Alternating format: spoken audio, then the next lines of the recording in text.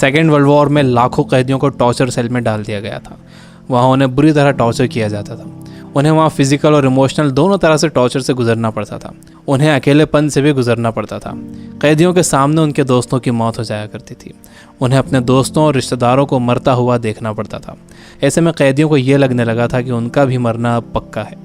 ये सब देखकर कैदी इमोशनली बहुत डिस्टर्ब हो जाते थे, बर्दाश्त नहीं कर पाते थे और वो सदमे से ही मर जाते थे।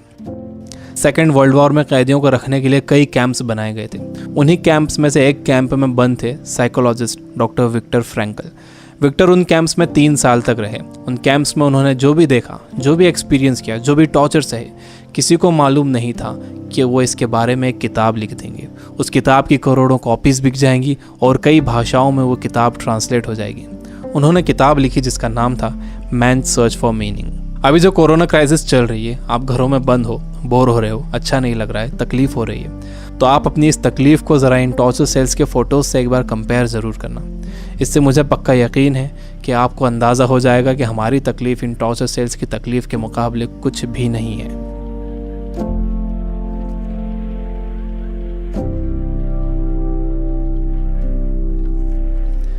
जब विक्टर को इन कैंप्स में डाला गया तो उनके साथ उनकी फैमिली भी थी, लेकिन सब के सब धीरे धीरे मरते गए। विक्टर एक इंसिडेंट बताते हैं। उनके साथ एक कैदी था। उसने फरवरी महीने के आखिर में एक सपना देखा। उसने विक्टर को बताया कि कल रात उसने एक सपना देखा था। सपने में एक आवाज़ गूंजी कि मुझसे जो पूछना है पूछो। तो मैंने उससे पूछा कि हम इस कैंप से बाहर कब निकलेंगे। तो उस आवाज़ ने कहा कि 30 मार्च को तुम लोग बाहर निकल जाओगे। इस सपने के बाद उस कैदी को पूरा यकीन हो गया था कि वो 30 मार्च को रिहा हो जाएगा। मार्च का महीना शुरू हो गया। वो एक एक दिन गिन रहा था। धीरे धीरे दिन निकलते गए। जब मार्च का महीना ख़त्म होने आया तो उस कैदी को ये दिखने लगा कि वो रिहा नहीं हो सकेगा। 29 मार्च को वो बीमार पड़ गया और 30 मार्च को वो मर गया। ऊपरी तौर पर तो ये लग रहा था कि उस कैदी को कोई बीमारी हुई है जिससे वो मर गया, लेकिन विक्टर जानते थे कि वो कैदी किसी बीमारी से नहीं मरा था, बल्कि नाउम्मीदी से मरा था। उसके मरने की वजह थी उम्मीद का ख़त्म हो जाना, होप का ख़त्म हो जाना। Biggest lesson of this book, इंसान को तकलीफ़ें नहीं मारती हैं, इंसान को धोखा नहीं मारता है, इंसान को चैलेंजेस नहीं मारते हैं, इंसान को नाउम्मीदी मार देती है। जिस इंसान के अंदर आने वाले कल की कोई उम्मीद नहीं होती, कोई ख्वाब नहीं होता, वो इंसान भी नहीं रहता। विक्टर ने गौर किया कि कैंप में ज़्यादातर मौतें क्रिसमस और न्यू ईयर के बीच में हुई थी, क्योंकि लोगों को उम्मीद थी कि क्रिसमस आ रहा है, न्यू ईयर आ रहा है, हमें रिहा कर दिया जाएगा। लेकिन जब ऐसा नहीं हुआ तो उनकी उम्मीदें टूटी और वो मर गए। जब भी किसी इंसान की उम्मीदें ख़त्म होती हैं तो उसका इम्यून सिस्टम कमज़ोर हो जाता है, और जब किसी का इम्यून सिस्टम कमज़ोर हो जाता है तो वो किसी भी छोटी मोटी बीमारी से मर सकता है। यानी पहले उम्मीदें ख़त्म होती हैं, उससे इम्यून सिस्टम कमज़ोर होता है, उसके बाद वो बीमारी ताकतवर हो जाती है। दूसरी चीज़ विक्टर ये बताते हैं कि आपके पास ज़िंदा रहने के लिए एक बड़ा सपना होना चाहिए, एक लॉन्ग टर्म गोल होना चाहिए। जिसके पास आने वाले कल के लिए बहुत बड़ा ख्वाब है, उसके लिए आज की तकलीफ़ें, आज की प्रॉब्लम्स बहुत छोटी होती हैं। जब किसी का बिलीफ बड़ा होता है, किसी का कॉन्फिडेंस बड़ा होता है, किसी का सपना बड़ा होता है, किसी का कमिटमेंट बड़ा होता है, तो उसके सामने आने वाली क्राइसिस, प्रॉब्लम्स, तकलीफ़ें सब छोटी हो जाती हैं। हम कोरोना वायरस की क्राइसिस से घर में रहकर मुकाबला कर सकते हैं। आपको अपनी सुरक्षा करना है, लेकिन इससे घबराना नहीं है। आपको अपनी उम्मीद को ख़त्म नहीं होने देना है। विक्टर कहते हैं कि जब कोई प्रॉब्लम या बीमारी आती है तो आपकी बॉडी कमज़ोर पड़ जाती है, लेकिन आपका माइंड बहुत पावरफुल है। आपको इसे कमज़ोर नहीं पड़ने देना है। आप रोज़ टीवी देख रहे हो, आप बुरी न्यूज़ सुन रहे हो कि इतने मरे, इतने बचे, इतने सीरियस, यह आपको मेंटली वीक बना देगा। आप मेंटली वीक हो जाओगे तो आपका इम्यून सिस्टम भी कमज़ोर हो जाएगा, जिससे आपका बीमार होने का ख़तरा बढ़ जाएगा। विक्टर कहते हैं कि वो 3 साल इन कैंप्स में इसलिए ज़िंदा रह पाए क्योंकि उनके पास कल के लिए बड़े सपने थे, विल पावर थी, उन्हें एक किताब लिखना थी। तो वो सारी प्रॉब्लम्स, सारी तकलीफ़ें उनके सपनों और इरादों के आगे छोटी पड़ गईं और वो इन सब से बाहर निकल गए।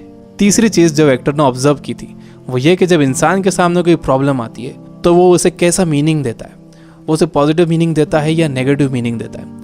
जैसा भी आप उसे मीनिंग देते हो, ये मीनिंग ही उस प्रॉब्लम को आपके लिए मुश्किल या आसान बनाता है। आपका मीनिंग उस प्रॉब्लम को या तो और बढ़ा देगा या उसे ख़त्म कर देगा। फॉर एग्जाम्पल, आप कहीं जाने के लिए घर से बाहर निकलते हो और आप देखते हो कि आपकी गाड़ी का टायर पंचर है। अब आपको बहुत गुस्सा आ जाता है। आपको लगता है कि क्या इसे अभी पंचर होना था, या आप ही के साथ क्यों हुआ, पूरा मूड ख़राब हो गया। आपने इसे दे दिया नेगेटिव मीनिंग। आपके पास एक और ऑप्शन था। आप सोच सकते थे कि हो सकता है कुदरत आपको वहाँ जाने से रोक रही हो सकता है कि आप किसी बड़े एक्सीडेंट से बच गए हों इसकी वजह से। अगर तेज़ स्पीड में गाड़ी का टायर पंचर हो जाता तो एक्सीडेंट हो सकता था। अच्छा हुआ कि निकलने से पहले ही आपको टायर पंचर मिला। ये है पॉजिटिव मीनिंग। इंसान यूजुअली नेगेटिव ही सोचता है और इस नेगेटिव सोचने की वजह से हम हर चीज़ का नेगेटिव साइड ही देखते हैं, उसका पॉजिटिव साइड नहीं देखते। जैसे कोरोना क्राइसिस में जितना टाइम आपने फैमिली को दिया है, क्या आपने कभी पहले इतना टाइम दिया है? मेरे कुछ दोस्त जो किताबों से बिल्कुल दूर थे, उन्होंने बुक्स पढ़ना शुरू कर दिए, वो रीडिंग हैबिट बना रहे हैं। अगर कोरोना क्राइसिस ना होता तो क्या ऐसा होता था? जितना मैं इन दिनों पढ़ रहा हूँ, पहले इतना कभी नहीं पढ़ता था।